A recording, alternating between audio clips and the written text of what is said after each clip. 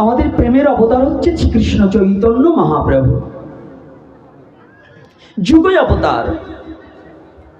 সনাতন ধর্মের মধ্যে কিন্তু একটা ঠেলাঠেলি জাতাজাতি আছে আমাদের প্রত্যেক জায়গায়, প্রত্যেকটা গ্রামে, প্রত্যেকটা ইউনিয়নে, প্রত্যেকটা জায়গায়।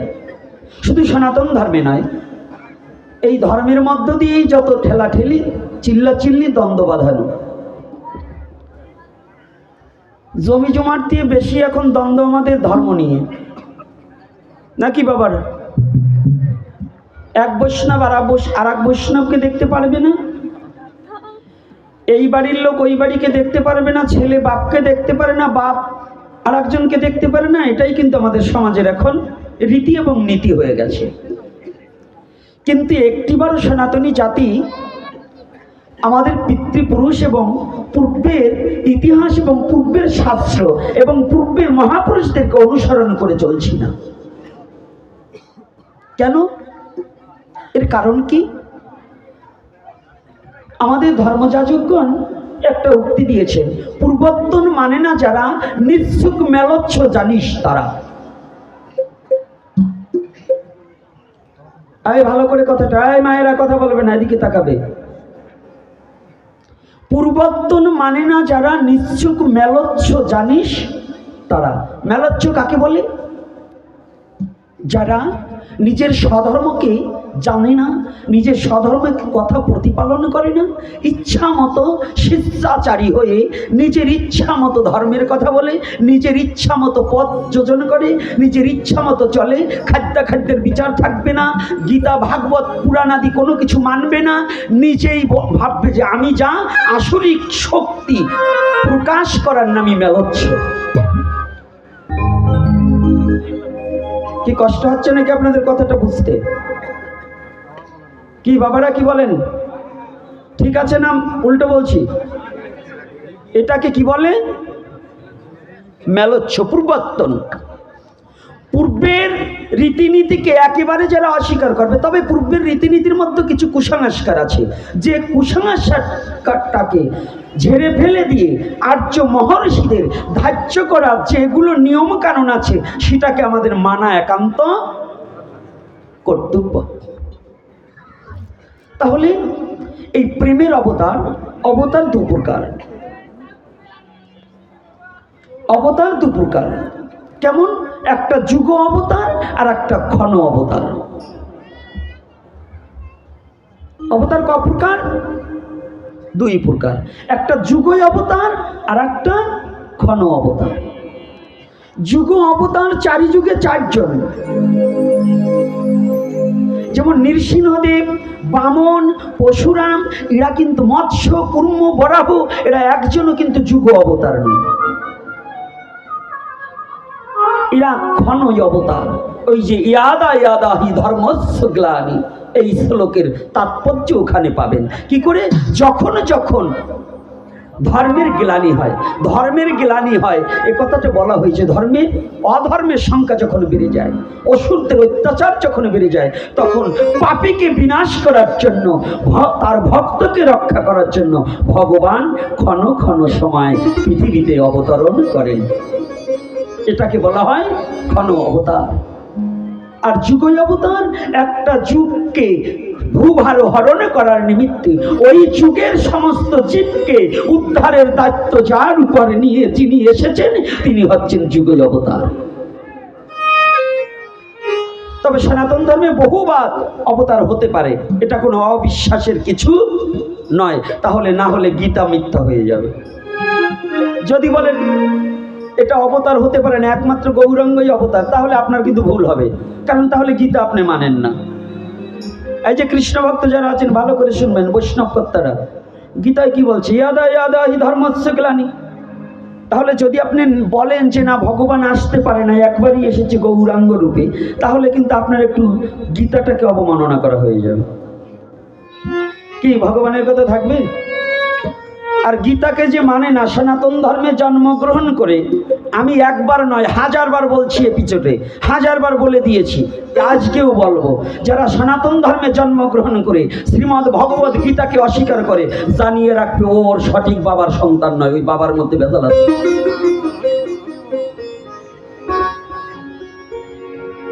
এটা আমি আজকে বলি নাই, আরো 1000 বার বলে দিয়েছি। তাহলে গীতাকে আপনি যেই হন, শ্রীমদ্ ভগবত গীতাকে আপনার স্বীকার করে নিতেই হবে। এই কলির যুগের যুগনায়ক হচ্ছে শ্রীকৃষ্ণ চৈতন্য মহাপ্রভু। তো এই যুগনায়ক যিনি, তিনি কি নিয়ে এসেছিলেন? অন্যান্য যুগে শুধু নাম ছিল, আর এই কলির যুগের জন্য নাম এবং প্রেম। এই প্রেম মহাপ্রভু 48 বছর পর্যন্ত প্রেম বিতরণ করে গেলেন, তাতেও তিনি ক্ষান্ত হলেন না। তিনি যখন লীলা সম্বরণ করলেন, জগন্নাথের সাথে যখন লীন হবে, তার একটু কিছুদিন আগেই উনি বুঝলেন আমার এই লীলা সম্বরণ করে চলে যেতে হবে। ওই অচল জগন্নাথকে সচল করতে হলে আমার নিজেরই ওই জগন্নাথের মধ্যে যদি প্রবেশ না করি, তাহলে ওই পুরীধামের যত ভক্ত আছে তারা অনাহারে কাটতে হবে। ভক্তের ভগবান তো, ভক্তকে রক্ষা করবার জন্য ভগবান অনেক কিছু করতে পারেন। কে বলছে ভগবান পারে না? ভগবান সব কিছু পারে। কে বলছে ভগবান আসতে পারে না? আসতে পারে। ডক্টর মহানামব্রত ব্রহ্মচারীজি, যিনি উপমহাদেশের মধ্যে নয়, সারা বিশ্বের মধ্যে সনাতনী জাতির কাছে শ্রদ্ধাভাজন, শুধু তা নয়, বড় বড় সম্মেলন থেকে নয়, সারা বিশ্ব তাকে উপাধি দিয়েছে ভাগবত গঙ্গোত্তরী ডক্টর মহানামব্রত ব্রহ্মচারী। এই ডক্টর মহানামব্রত ব্রহ্মচারীজি বলেছিলেন, ভাগবতের 3টি বার্তা দিয়েছিলেন। ভাগবতে 3টি বার্তা কি? ভগবান আসেন, ভগবান আসেন, ভগবান ডাকেন। কথাগুলো একটু ভালো করে জানবেন, এরকম কথা অন্য কোনো ধর্মে পাবেন না। ভগবান যে জীবকে ডাকছে, এটা একমাত্র সনাতন ধর্ম, সনাতন ধর্মে আপনি খুঁজে পাবেন। ভগবান যে জীবকে কাঁধে নিতে পারে, এটা একমাত্র সনাতন ধর্মে পাবেন। ভগবান যে ভগবান হয়ে তার ভক্তের চরণ সেবা করতে পারে, এটা একমাত্র সনাতন ধর্মে পাবেন, আর কোথাও খুঁজে পাবেন না। সনাতন ধর্মের প্রেমের ধর্ম কেন?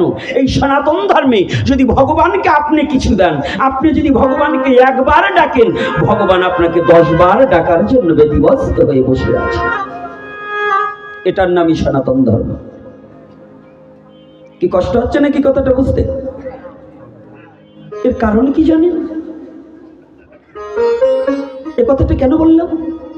অন্য কোন ধর্মে কিন্তু ভগবান সশরীরে আসেন না, একমাত্র সনাতন ধর্মে ভগবান সশরীরে প্রকাশ পেয়েছে। রাধে রাধে।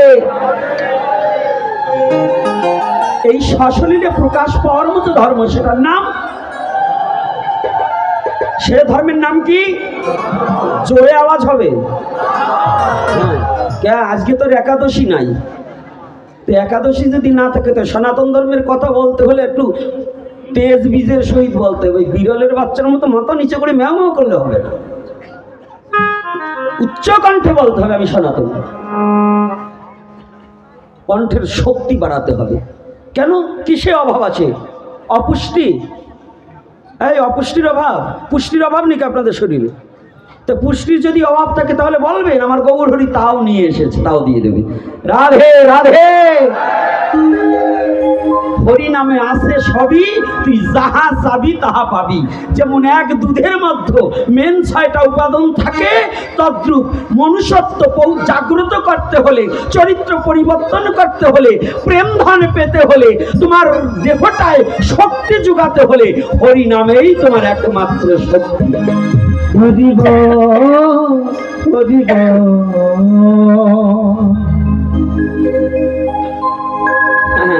কায়দা আছে। সনাতন ধর্ম নাম শুনছে, এখন ভিতরে ডুবে দেখনি এটার মধ্যে কি আছে। ডুবলে পরে রতন পাবি, ভাসলে পরে পাবি না। দিল দরিয়ার মাঝে দেখলাম আজব কারখানা। ডুব দিলে পাবি। এই সনাতনের মধ্যে যদি কেউ ডুবে থাকিস, তাহলে কেউ কোনোদিন এই সনাতনের লোকটাকে ছাড়তে পারবি না, যেটা কি আছে। আর যে একবার ডুবে গেছে না বাবা, ওমা, যদি কেউ একবার এই মধুমাখা হরি নামের মাঝে সনাতনকে আশ্রয় করে যদি কেউ একবার ডুবে যেতে পারে, তার আর ভব পারে ভয় থাকে না। আমার গৌর হরি নিজ হাতে তাকে পার করে দেবে।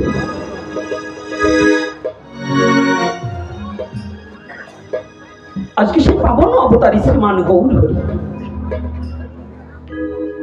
পদ্মা দেবীর কাছে এসে সাথে সহদিত ভাই নিত্যানন্দ সকলে আছে। এই যে খেতুরি, রাজশাহী খেতুরি, তার ওপারেই কিন্তু ভারত, পদ্মার ওপারেই ভারত। আপনারা যারা গিয়েছেন ওই পদ্মার কাছে এসে না নরোত্তম নরোত্তম বলে ডাকছে। নরোত্তম বলে যখন ডাকছে, নিত্যানন্দ প্রভু বলছে, প্রভু এখানে তো আমাদের মধ্যে কোনো নরোত্তম নামে কেউ নেই, তুমি নরোত্তম বলে চিৎকার করছো কেন?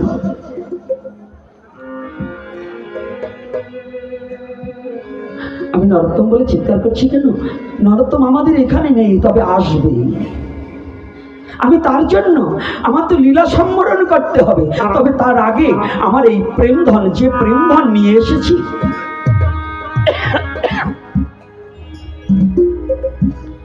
যে প্রেমধন নিয়ে এসেছি, এই প্রেমধন এখনো বিতরণ করতে বাকি রয়ে গেল। তাই সেই ধনটা আমি যাকে দেব, আমি আজ পদ্মা দেবীর কাছে গচ্ছিত রেখে যাচ্ছি, যেন আমার নরোত্তম যেদিন আসবে এই প্রেমধন যেন আমার নরোত্তমকে দিয়ে দেয়। পদ্মা দেবীর আনন্দে ধরছে না, মহাপ্রভুর চরণ পেয়ে পদ্মার ঢেউ উঠে গেছে, হিল্লাল প্রেম হিল্লাল উঠে গেছে। পদ্মা দেবীকে বলছে, পদ্মা যেদিন আমার নরোত্তম আসবে সেদিন এই প্রেমধন তোমার কাছে রেখে গেলাম, এই প্রেমধন আমার নরোত্তমকে দান করে দিও। চোখ বুঝবে না মা, চোখ বন্ধ করবে না, তাকিয়ে হরিকথা শুনতে হয়, চোখ বন্ধ করে হরিকথা শুনবে না। পদ্মা দেবী বলছে, প্রভু তোমার নরোত্তম কবে আসবে? আমি নরোত্তমকে চিনব কি করে? বলেছিল সেদিন মহাপ্রভু, যে প্রেমধন তোমার কাছে রেখে গেলাম, যেদিন নরোত্তম এসে তোমার এই পদ্মায় অবগাহন করবে, মানে স্নান করবার নিমিত্তে চরণে ফেলবে, সেদিন দেখবে তোমার আনন্দের সীমা থাকবে না। যে চরণে ফেলার সাথে সাথে তোমার প্রেম হিল্লাল উদয় হবে, সেদিনই তুমি বুঝবে এই আমার নরোত্তম, তাকে তুমি প্রেমধন দান করে দিও। সেই প্রেমের ঠাকুর প্রেম ভক্তি গুরু মহারাজ, বাবা ছোট একটা ফ্যান হলে ভালো হতো, একটা ফ্যানের ব্যবস্থা করো, স্ট্যান্ড ফ্যান।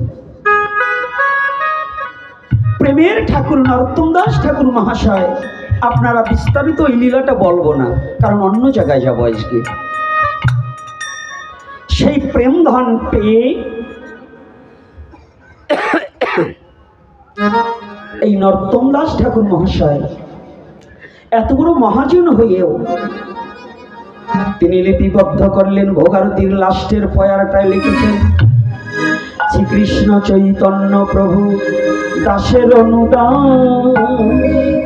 সেবায় অভিলাষ মাগে নরোত্তম।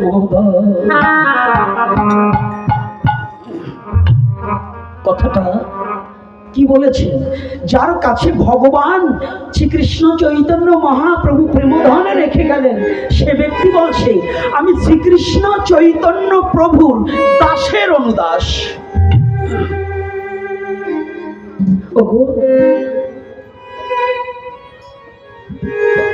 এ বিশ্ব জগতে আমার এমন কোন কর্মের দ্বারা, আমার এমন কোন সাধনার দ্বারা আমি বলতে পারি যে আমি ভগবানের ভক্ত হয়েছি? আমি কেমন কোন সাধনা করেছি যে আমি গর্ব করে বলবো যে আমি ভগবানের ভক্ত, আমি ভগবানের সাধন করেছি?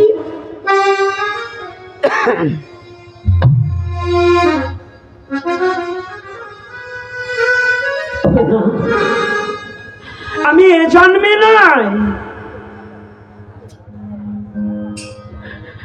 আমি শ্রীকৃষ্ণ চৈতন্য মহাপ্রভুকে যারা ভালোবাসে, যারা চৈতন্য মহাপ্রভুকে ভালোবেসে জীবন জৈবন সমস্ত কিছু উজাড় করে দিয়ে আমার গৌর হরিকে হৃদ আসনে বসিয়ে গৌরাঙ্গ বলে যে জন পথে পথে কেঁদে বেড়াতে পারে,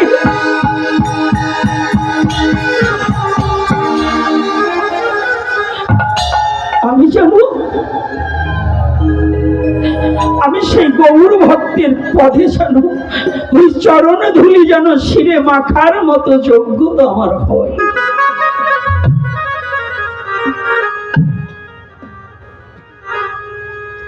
আমি জানি এ জন্মে আমি কোনোদিন গৌরকে ভালোবাসতে পারবো না। আমি জানি আমার দ্বারা কোনোদিন গৌরের ভজন করা হবে না। আমি জানি আমি কোনোদিন আমার গৌরকে ডাকার মতো ডাকতে পারবো না।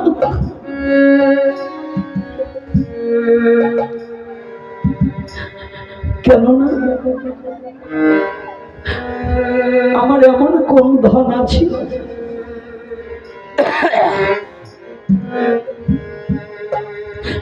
প্রেমিক কবি অশ্বিনী একটা গানে বলেছিলেন, আমি কি ধনে তুষিব গুরু দিবা নিশি ভাবি দিত।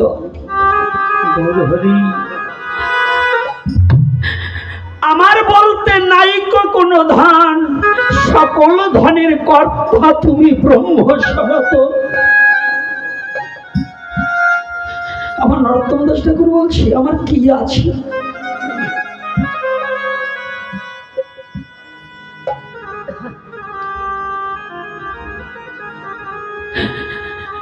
আবার কোন পদকর্তা পদ যোজনা করে বলেছেন, কি বলেছেন,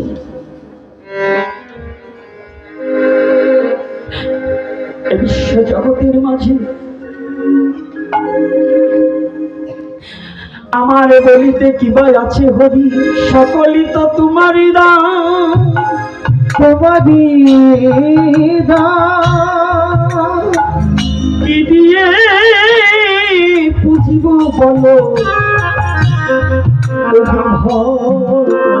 ভগবান, ও হে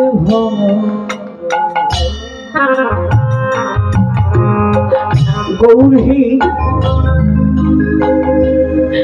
এ জীবনে শুধু অহংকারে মত্ত হয়ে বসে আছি, বসে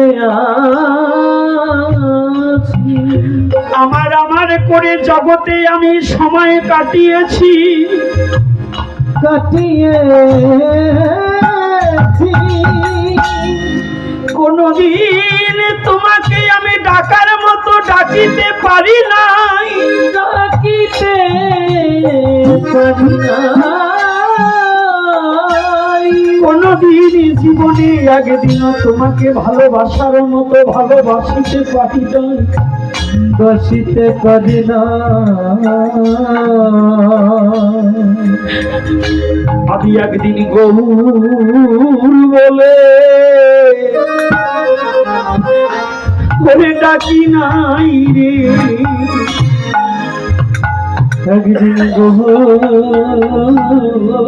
বলে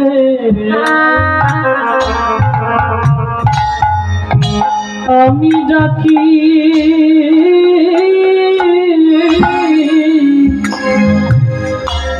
ডাকি নাই রে, একদিন গৌর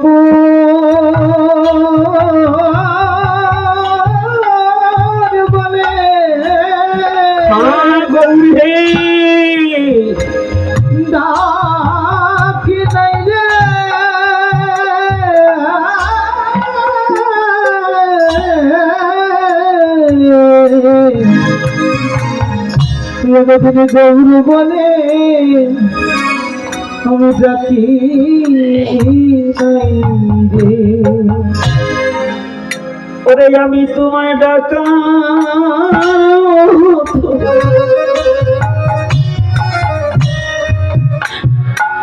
ওরে সময় পাইনি বলে,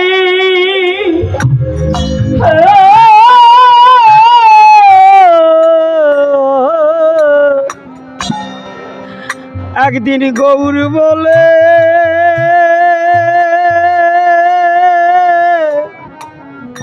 ডাকি নাই রে, জীবনে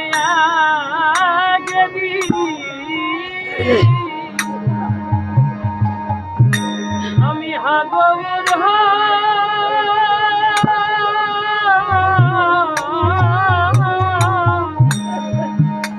গৌর গৌর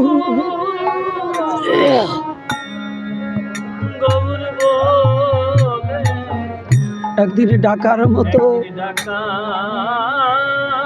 মতো আমি ডাকি নাই রে। ওরে আমি কেমন করে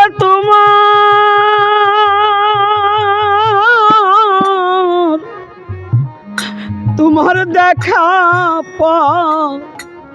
পাবো, একদিন ডাকার মতো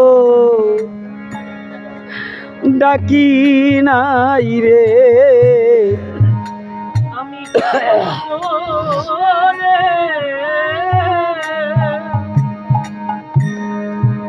তোমার দেখা পাবো। জয় নিতাই গৌর হরি বল।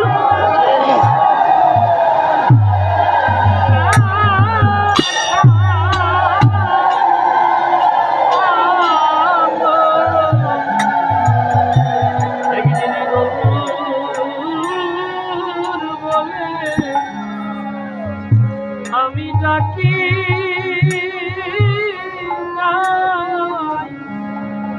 নাই রে,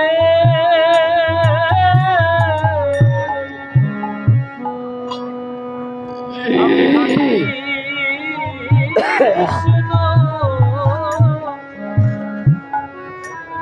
কৃষ্ণ বলে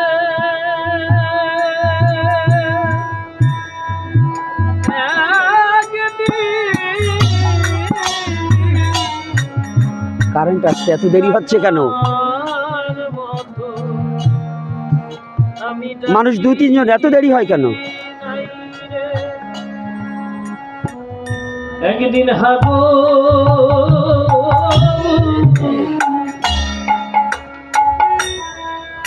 হাগর বলে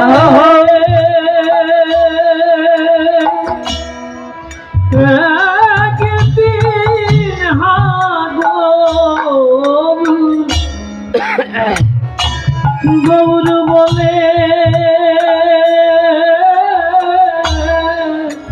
ডাকার মতো আমি ডাকার মতো জীবনে একদিনে ডাকি নাই রে, ডাকি নাই রে। নরোত্তম দাস ঠাকুর মহাশয় তিনি বললেন আমার কি আছে আর আমি কি দিয়ে তোমাকে পুজিব? আর আমরা তো বড় গোসাই সেজে বসে আছি,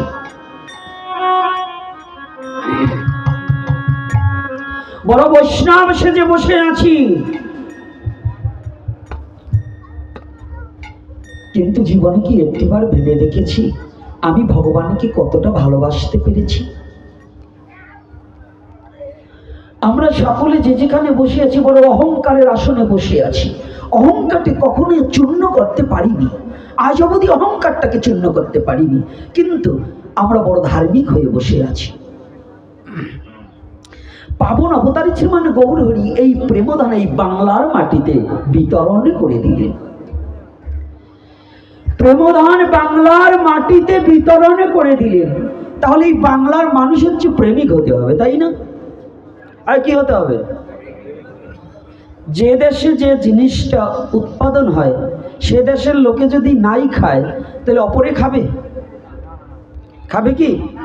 কিন্তু আমরা বাঙালি এখন কি হয়েছে জানেন? সাহেবের বাচ্চা হয়ে গেছি। বাঙালি সাহেবের বাচ্চা হয়ে গেছি, ইংরাজ হয়ে গেছি। বাঙালি এখন আর বাঙালি পোশাক, বাঙালি সংস্কৃতি, মহাপ্রভু রাজ্য সংস্কৃতি এগুলো আমরা এখন ভালোবাসছি না। অনার্য ধর্মটাকে বিসর্জন দিয়ে অধর্ম নিয়ে নাচানাচি করছে। আমার কথাগুলো কিন্তু কষ্ট পেলেও আমি বলবো, যখন মহাপ্রভু বলার সুযোগ করে দিয়েছে বলতে তো হবে। এই পাবনাবতারী গৌরহরিকে এখন ভুলতে বসেছি। আমরা যতটা সিনেমার নায়ককে চিনি ততটা কিন্তু মহাপ্রভুকে চিনি না। চিনি ইদানিং আমাদের দেশের যে এই রাষ্ট্র পরিচালনা করবার জন্য প্রধান উপদেষ্টা যিনি ডক্টর ইউনূস, তাকে যা চিনি তাও মহাপ্রভুকে চিনি না, তাই না? এখন কারো কারো কাছে ভগবান বাদ দিয়ে উনি এখন ভগবান হয়ে বসে যাওয়ার কায়দা হয়েছে। তবে তা নয়, কৃষ্ণ ভুলি যেই জীব অনাদি বহির্মুখ, অত এবং মায়া তারে দেয় সংসার দুঃখ। জগতের পিতা কৃষ্ণ তাহে যে না ভজে বাপ, পিতৃদহি পাতকীর হয় জন্মে জন্মে তা। ভুলে গেলে চলবে না তো, আর্য সংস্কৃতিটাকে ভুলে গেলে চলবে না। আমরা ভুলতে বসেছি, আমরা এখন সমস্ত কিছু ভুলে যাচ্ছি। কেমন করে সনাতনী জাতি এখন আর্য মহর্ষিদের পোশাককে পরিবর্তন করে এখন লুঙ্গি পরা দিচ্ছে, প্যান্ট পরা দিচ্ছে, কিন্তু ধুতি পরতে ভুলে গেছে। নারীরা সিঁদুর পরা ভুলে যাচ্ছে না, শাড়ি বাদ দিয়ে এখন মেক্সি পরা দিচ্ছে। তাহলে কি ইংরাজ সমস্ত কিছু আমরা গ্রাস করছি, কিন্তু মহাপ্রভুর আদর্শ হরিনাম করতে দুহাত তুলতে লজ্জা লাগছে, বদনে হরিনাম করতে লজ্জা লাগছে, কিন্তু সিনেমার গান গাইতে লজ্জা লাগে না। চুলকাটা পেকে গেছে, ওই পাকা বুড়ো কলপ লাগাইয়ে কাঁচা সাজতে লজ্জা করছে না, অথচ মন্দিরে গিয়ে প্রণাম করতে লজ্জা করছে। কি কষ্ট হচ্ছে নাকি আমার কথায়? এগুলো হচ্ছে কি না? ধর্ম সবাই ধার্মিক সাজছি, চুল রেখেছি, দাড়ি রেখেছি, মালা নিয়েছি, তিলক পরেছি, কেউ বৈষ্ণব সেজেছি, কেউ মতুয়া সেজেছি, কেউ ঋত্বিক সেজেছি, কেউ মহারাজ সেজেছি, কিন্তু মনের শয়তানি বুদ্ধিটাকে 95% দূর করতে পারিনি। মনের মলিনতাটাকে দূর করতে পারিনি। তাহলে এই বিশ্ব জগতে যত অবতার পুরুষ এসেছে তার জন্য এসেছে না আমাদের জন্য এসেছে? আর কার জন্য? মানুষের জন্য এসেছে। পৃথিবীতে যত সৃষ্টি তার মধ্যে সমস্ত সৃষ্টি অন্যান্য বস্তু দিয়ে, কিন্তু মানব জাতি সৃষ্টি হয়েছে ভগবানের প্রেম সম্পদ দিয়ে। কোন সম্পদ দিয়ে? মানব জাতি কোন সম্পদের? প্রেমের। আদৌ কি প্রেম আছে আমাদের মধ্যে? এই কথার উত্তর দিতে হবে, প্রেম আছে? তাহলে যদি বোঝেন নাই, তাহলে কেন প্রেম আপনাদের হৃদয়ে থাকে না? নাই যখন বলছেন, তাহলে আপনার বুঝার ক্ষমতা আছে। তাহলে কেন আমাদের মধ্যেই, যদি আপনারা শতকরা যদি 50 জন ব্যক্তির এই বুঝার ক্ষমতা থাকে যে আমার মধ্যে প্রেম নাই, প্রেম মানে কি? বিশ্ব জগৎটাকে আপন করে ভালোবেসে সৃষ্টিকর্তার স্মরণ করা, তাহাকে বলা হয় প্রেম। প্রেম এত চারটেখানি কথা নয়। প্রেম হচ্ছে স্বর্গীয় বস্তু, যে প্রেমের দ্বারা ভগবানকে পাওয়া যায়, যে প্রেমের বাঁধনে আবদ্ধ হলে পরে ঈশ্বরকে ডাকতে হয় না, ঈশ্বরও সেই ভক্তকে ডাকিয়ে তার কাছে টানিয়ে লয়। এটার নাম হচ্ছে প্রেম। আর আমরা যত ধর্ম বাড়ছে, শ্রী বিষ্ণু যত ধার্মিক বাড়ছে, ধর্ম বাড়ছে না। ধার্মিকের অভাব নাই। রাস্তাঘাটে কৃষ্ণ মন্দির, হরি মন্দির, গৌর মন্দির, কালী মন্দির, গণেশ পাগলের মন্দির, মন্দির যাবো আসছে। আর কয়েকদিন পরে আমার চিন্তা হচ্ছে যে এই বাংলাদেশে মানুষজন ঘর তোলার জায়গা তো পাবে তো, কারণ এগুলো একটাও মন্দির না, হিংসার মন্দির বেশি। ওরা একটা করছে, আমার একটা করতে হবে। কি বলুন? এই পাড়ায় একটা করছে, আর এক পাড়ায় আর একটা করতে হবে। এই কর্তারা কথা বলেন না কে? তাহলে এগুলো কি মন্দির না হিংসার মন্দির? এটা কি ভগবানের মন্দির? কথা বলে না।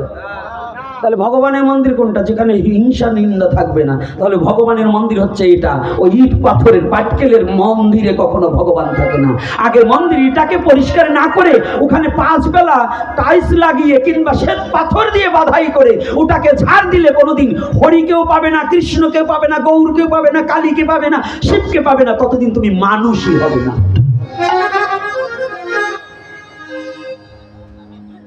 এটা প্রেমের মাটি, কিন্তু এখন প্রেম শেষ। এখন ক্রোধ, কাম, এটার মধ্য দিয়ে চলছে আমাদের সমাজ। আবার কালকে যেন বলেন না গোপীনাথ যেন আমাদের এরকম কথা বললো কেন?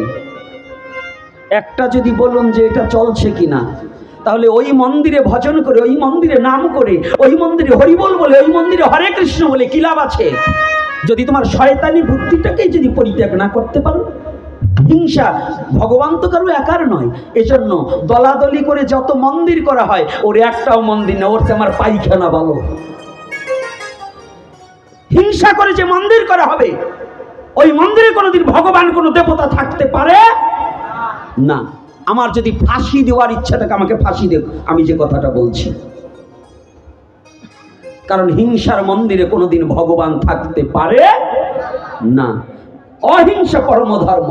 যতদিন পর্যন্ত এই হিংসার আশ্রয় নিয়ে মঠ, মন্দির, আশ্রম যাহা কিছু করা হোক, তাহাতে কোনোদিন সত্যিকারের কোনো সাধু বসবাস করতে পারবে না। আর সেখানে তার বাস্তব প্রমাণ কি জানেন? বৃন্দাবনের নাম শুনলেই তো একেবারে লাফালাফি করে পড়েন। টাকা দুটো হলেই বৃন্দাবনের, তাই সে আমি বৃন্দাবন ঘুরিয়ে এসেছি। আমি 1 মাস ছিলাম। ভক্ত কোনোদিন 1 মাস থাকে? ভক্ত বৃন্দাবনে একবার গেলে সারা জীবন বৃন্দাবনেই থাকে, সে বৃন্দাবন থেকে কখনো পরিত্যাগ হয় না। আর উনি 1 মাস ছিল, এসে গল্প দেয় আমি 1 মাস ছিলাম। ওই বৃন্দাবনের রাধাকুণ্ডের একটু ঘটনা শুনে। ওই বৃন্দাবনের রাধাকুণ্ডে বড় পণ্ডিত বাবাজি মহারাজ শ্যামসুন্দর দাস বাবা, যাকে বড় পণ্ডিতজি বললে এবং বড় পণ্ডিতজি বাবা মহারাজ বললে সকলে ব্রজের মাঝে চেনে না এমন কোনো ব্যক্তি নেই। এত বড় পণ্ডিত, তার সামনে কথা বলার মতো যোগ্যতা ব্রজে এখনো খুব কম আছে। দেখুন কাকে বলে ত্যাগ, কাকে বলে সাধু, আর কাকে বলে মন্দির। রাধাকুণ্ডের মতো পবিত্র স্থানে সেখানে একটা হিংসার প্রকোপ জুটলেন। কে মহন্ত হবে? ওই রাধাকুণ্ডটার মহন্ত কে হবে? এ নিয়ে সাধুদের মধ্যে একটা ঘোরপাক খাচ্ছে।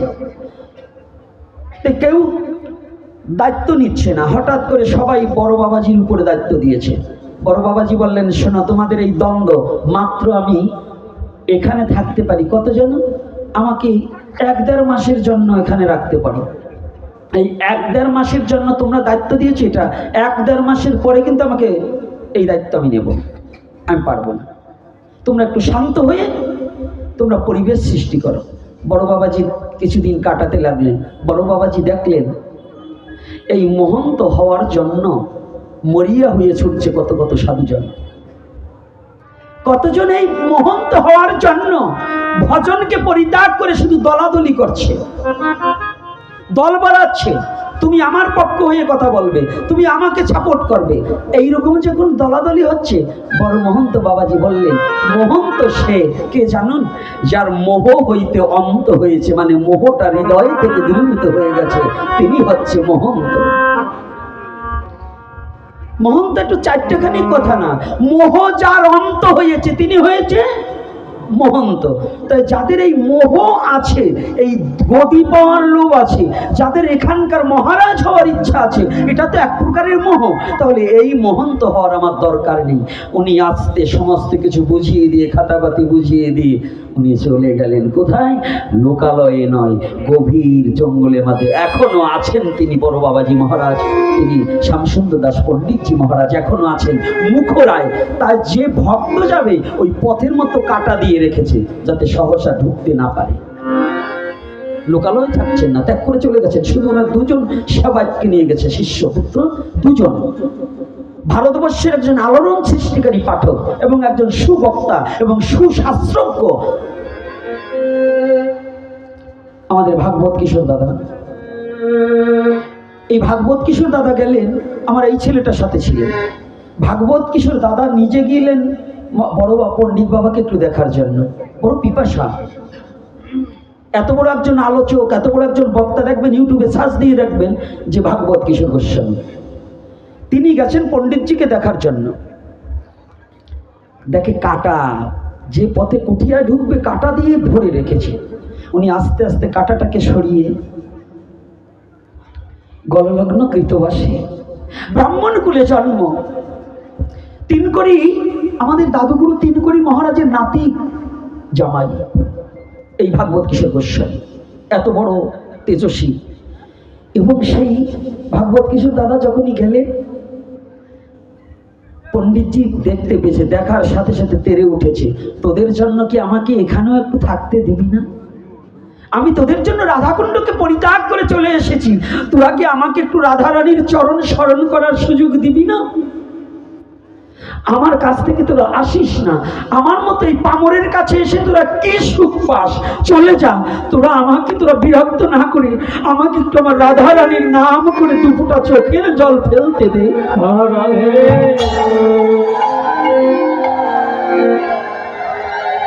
আমাকে একটু রাধা বলে আমাকে দুটা চোখের জল ফেলতে সুযোগ করে দে। তোরা আসিস না, কেন আসিস? আমাকে বিরক্ত করে তোদের কি আনন্দ পাস জানিস?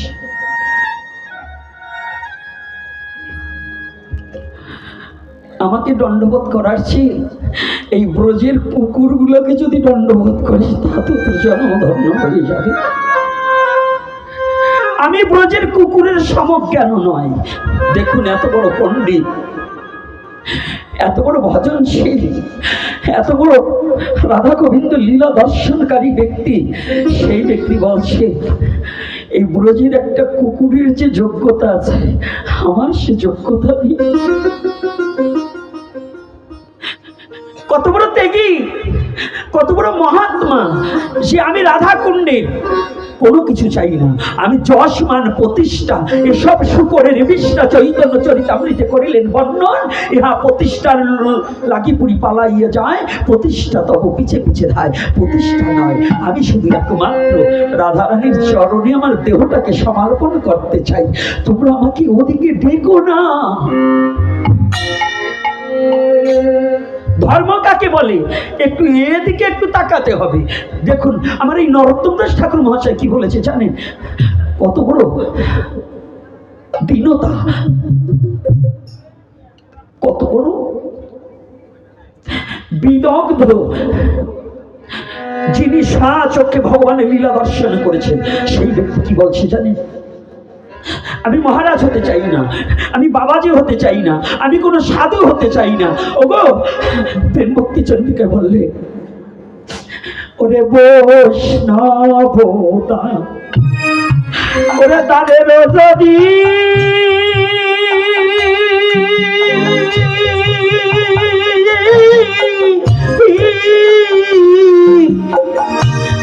ওরে আমি হইতাম কুকুর,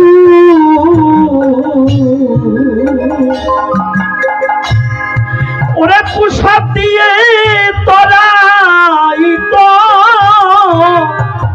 আমার বৈষ্ণব ঠাকুর। আর হতেন যদি বৈষ্ণবের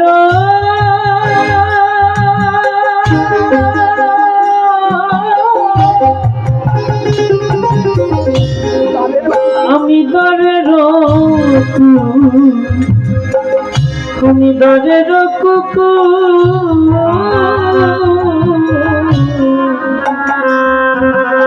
প্রসাদ দিয়ে তারাই তো কৃষ্ণ প্রসাদ দিয়ে আমি তোরাই তোরে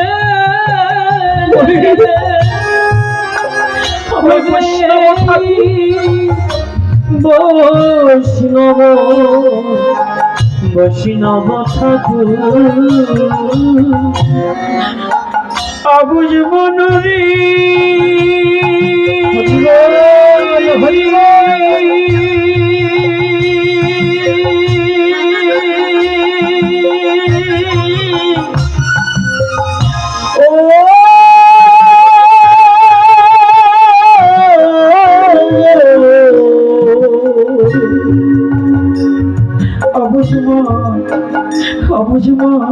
মনরে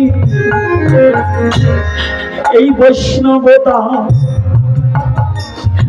ওরে তাদের যদি রে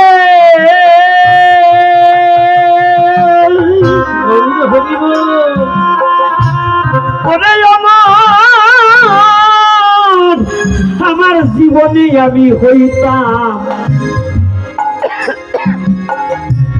ওরে হইতাম কুকুর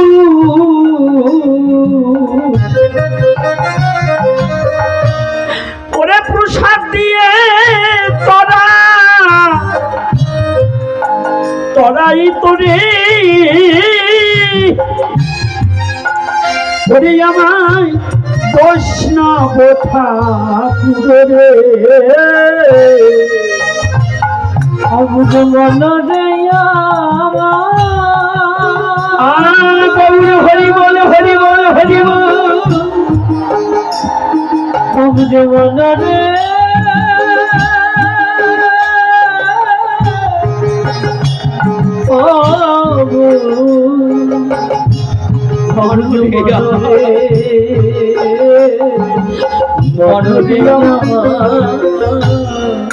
বৈষ্ণবের যদি আমি বৈষ্ণবের যদি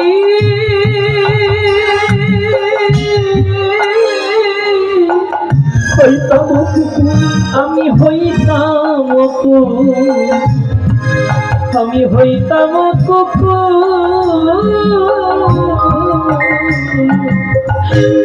প্রসাদ দিয়ে তরাই তো হরে কৃষ্ণ প্রসাদ দিয়ে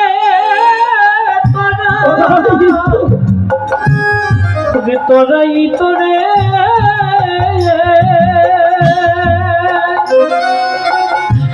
ওরে বৈষ্ণব ঠাকুর বৈষ্ণব ঠাকুর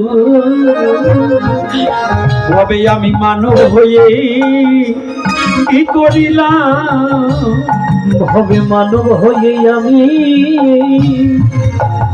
কি করিলাম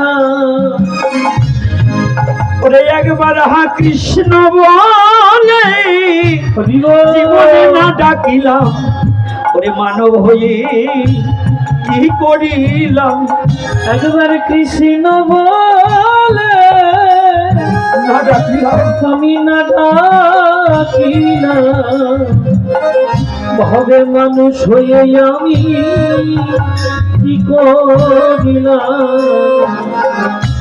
কত কথা বলছি কুকুরকে পশু তো বলা হয় তাই না কুকুর তো একটা পশু একবার ভেবে দেখুন তো শুদ্ধ কৃষ্ণ ভক্তের বাড়ির কুকুরটাও শ্রেষ্ঠ কিন্তু আমি তো তা নই তাহলে কে শ্রেষ্ঠ আমি মানব জাতি শ্রেষ্ঠ হলাম কেমন করে তাহলে পশুকে বলো ও পশু নয় আমি পশু ও পশু নয় আমি পশু আমি মানব হয়ে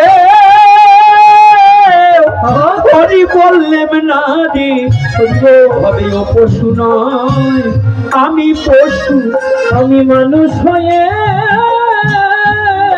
হরি বলিলে হরি বললেন না ও পশু নয় আমি পশু এইভাবে আমি পশু ও বাবা ও মা বিশ্ব জগতে অহংকার যতদিন পর্যন্ত থাকে যতদিন পর্যন্ত হিংসার লেশ থাকে ততদিন পর্যন্ত মানুষ হওয়া যায় না ধার্মিক তো দূরের কথা মানুষই হওয়া যায় না পথের মধ্যে যেমন একটা কুকুরের খাবারে আর একটা কুকুর গেলে যেমন হিংসা করে মানুষের আচরণটা কেমন হয়েছে জানুন দেখবেন বাজারে যদি একটা কুকুর আর একটা কুকুরের সাথে মারামারি করে না আরো 10টা কুকুর এসে চতুর্দিকে শুধু ঘোরে আর ডাকাডাকি করে আরো 50টা কুকুর এসে যাবে কিন্তু কেউ কাউকে ছাড়ায় না ছাড়ায় বাবা কেউ কাউকে সমাধান দেয় বর্তমান সমাজ আমরা মানুষ কুকুরের চেয়েও নিকৃষ্ট